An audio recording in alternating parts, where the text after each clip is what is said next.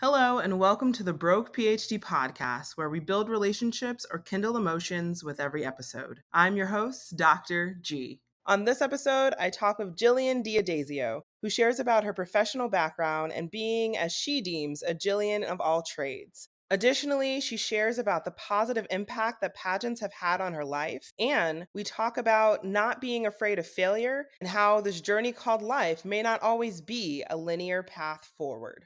On the podcast today, I have the wonderful Gillian DiAddezio. And if you may not know this, she is also your reigning 2025 Miss American victory for the Miss American Coed Pageant system. But we will talk about that a little bit later. So I want to say welcome, Gillian. Hi, thank you so much, Keisha. It's great to be here. And thank you again for being a guest. And to start off, can you just share with the listeners a little bit about your background so we get to know you a little bit more? Well, I first and foremost kind of introduce myself always as a dancer because since I was the age of 4. So I am a dancer. I spent 6 years in corporate finance. I have 2 bachelor's degrees from the Florida State University in psychology and media communications. I was in a circus for 3.5 years, and now I also teach dance, and I'm a personal trainer, and I own a web design business. And I kind of, I guess I'll say I'm a Jillian of all trades. I was going to say, you're definitely a woman of all trades. Is there anything that you don't do?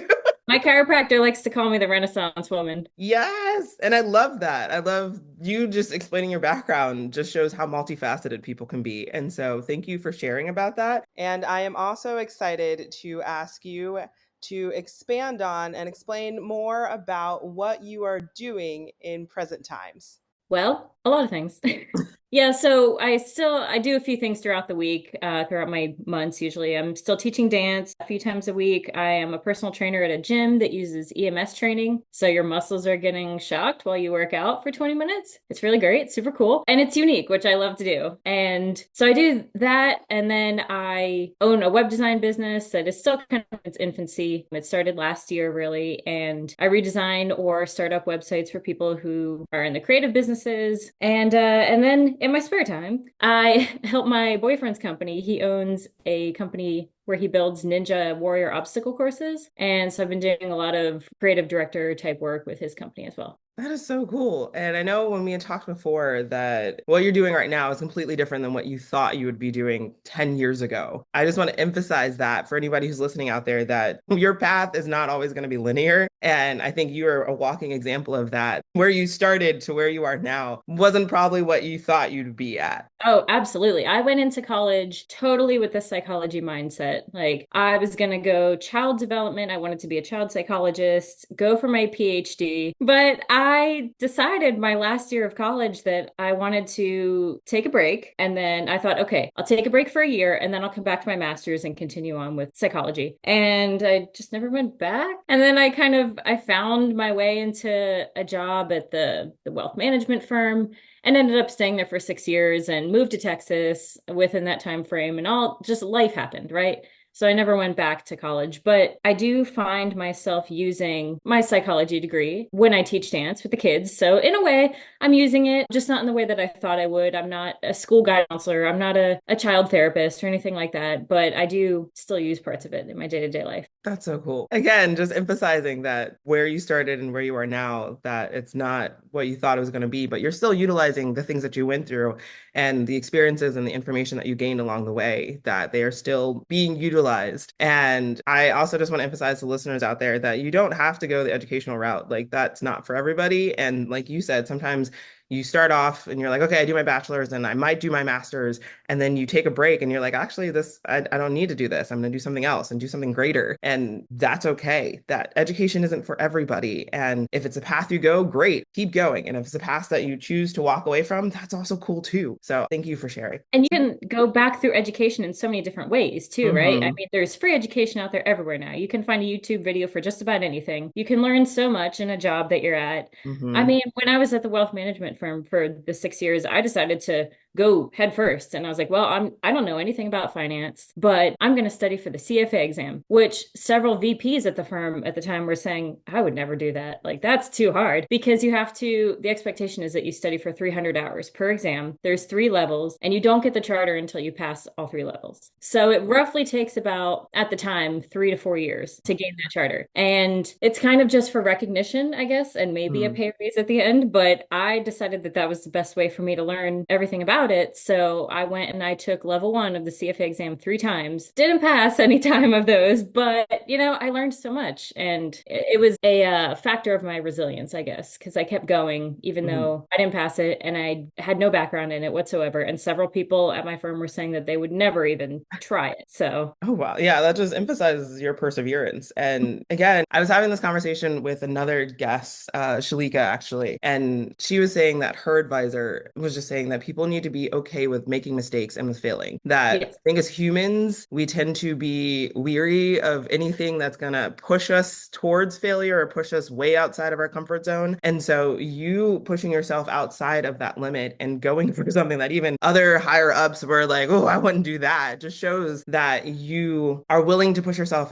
outside to grow as an individual and to just be okay with the possibility of failing. And I can't remember the exact quote, but I definitely hear things swirling around that you can't be afraid of failure and you can't be afraid of failing at something because that's often when you learn a lot about yourself. So I love that you shared that. And to the listeners out there, keep that in mind. Don't be afraid of failure. It's a part of the journey. Absolutely.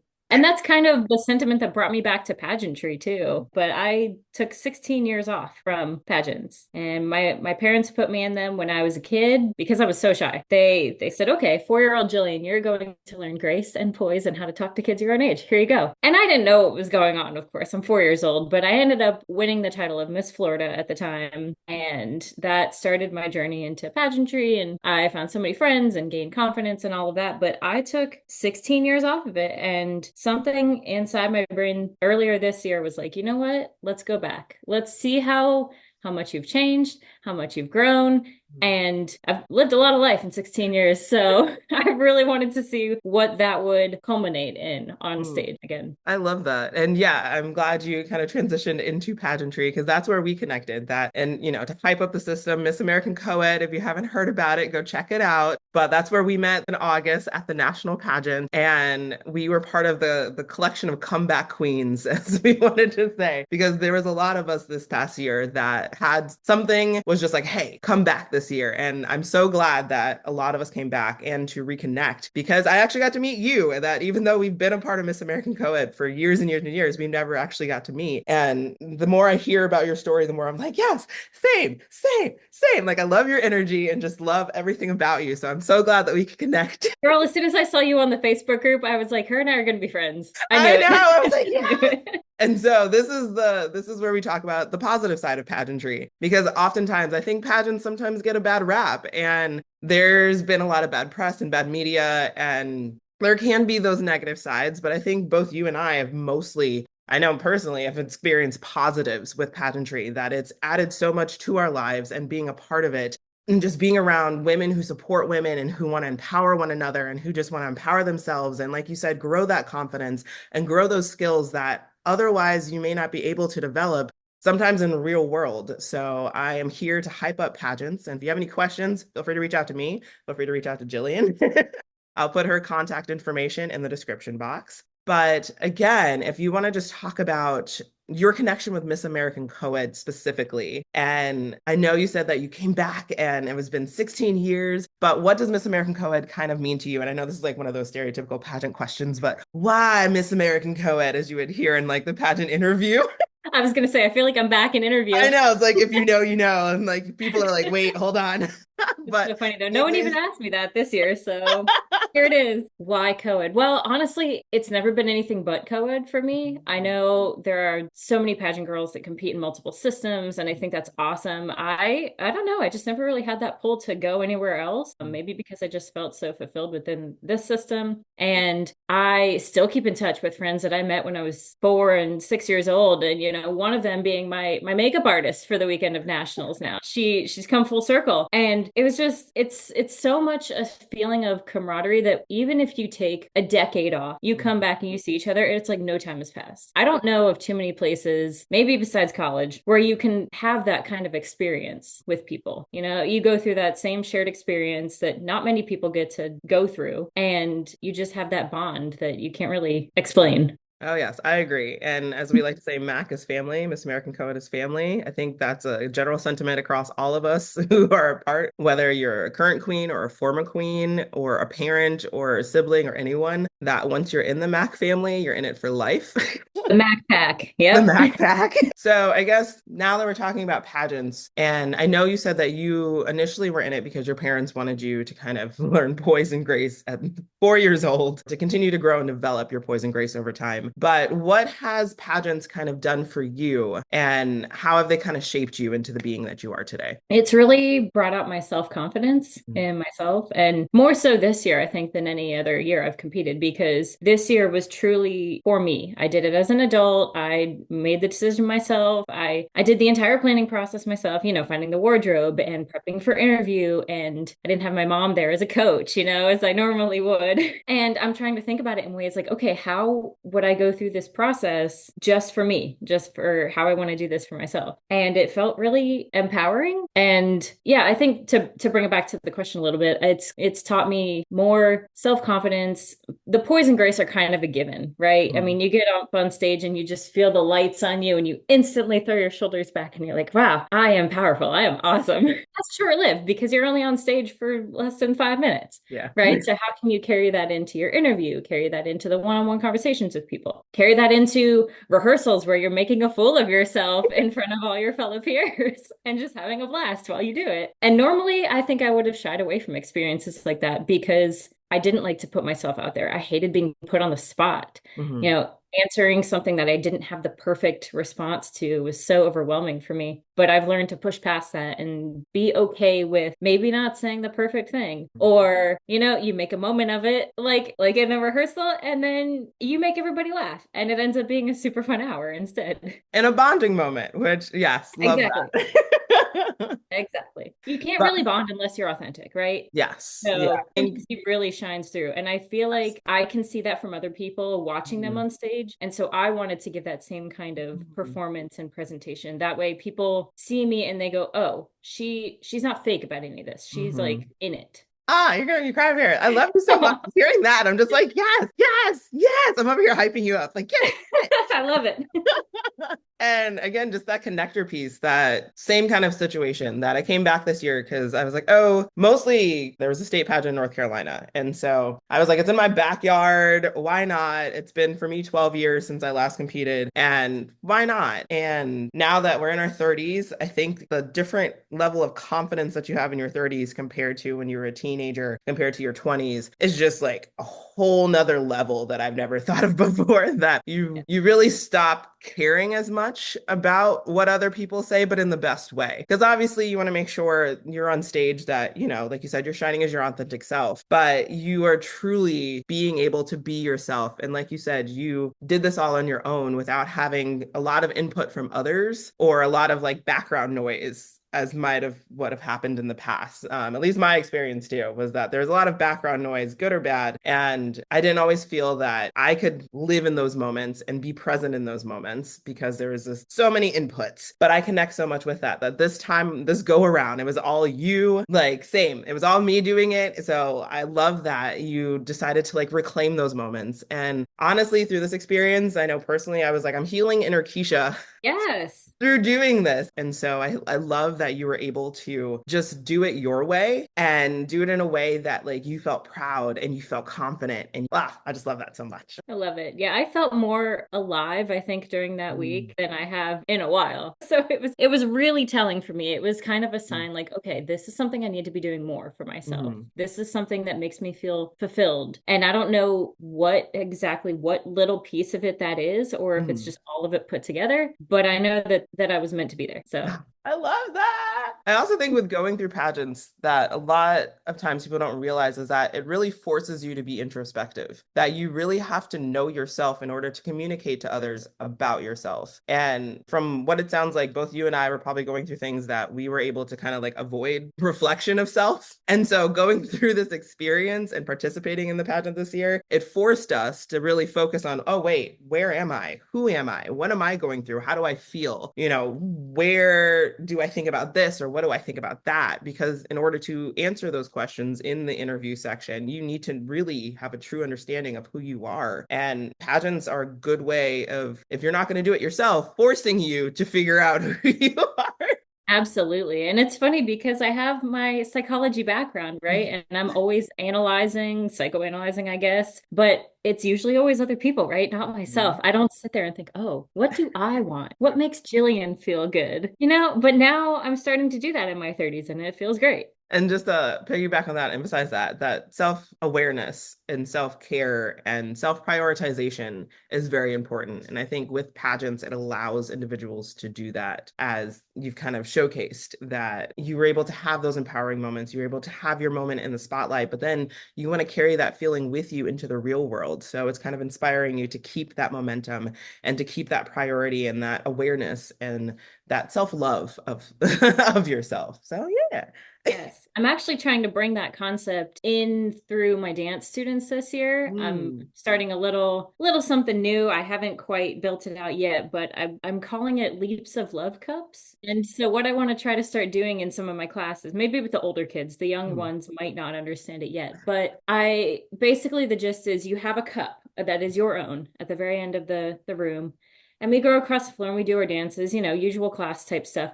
But every time you have a positive thought about yourself or you give yourself a little compliment, Mm. you go over and you can put something in your cup. Then once your cup is filled, you have to put something in someone else's cup. So then the goal is by the end of class to have everybody's cups filled and then you just have all these positive compliments and I'm trying to decipher what kind of prize I should give at the end or how I can collect all these to really give them a great, I don't know, a good something at the end of the year, but that's something I'm trying to work on this year to really inspire my students because I know that teenage years can be rough and people are hard on themselves and then other people are also hard on you too. So anything I can do to ease that burden and help people kind of find their own light so they can spread it to others, that's what I'm going for. Oh, I love that. And I love that that also become a visual of literally filling your cup and then filling others because you can't pour into others until you have your own cup filled. So, that Exactly. is amazing. And especially doing it at such pivotal age, especially in the teenage age, of them developing that ability and awareness of, oh, okay, I need to make sure I pour into myself and I kind of flip those thoughts to be more positive. Because, yeah,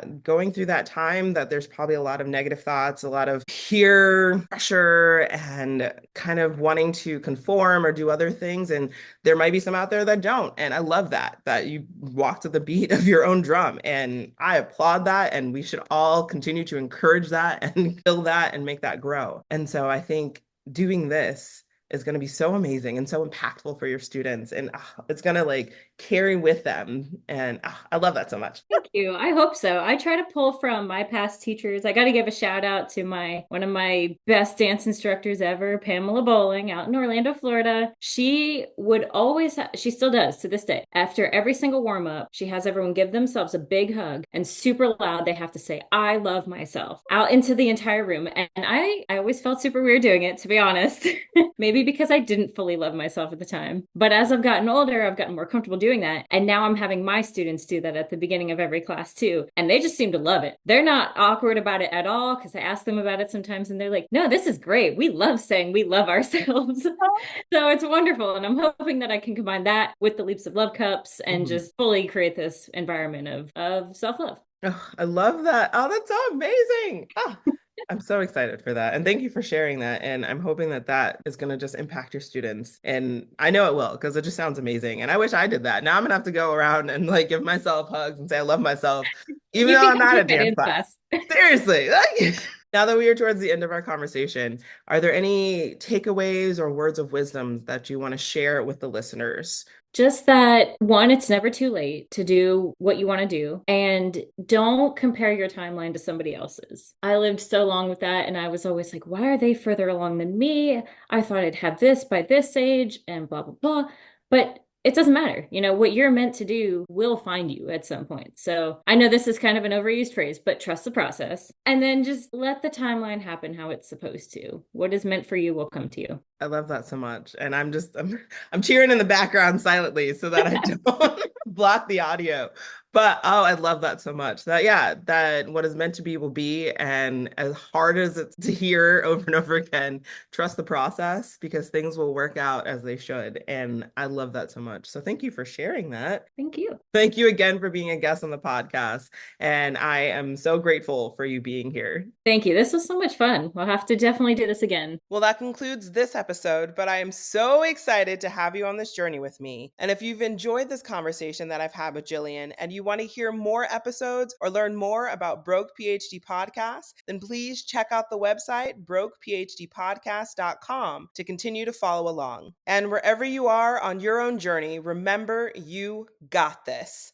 I'm your host, Dr. G, and I hope you have a wonderful day.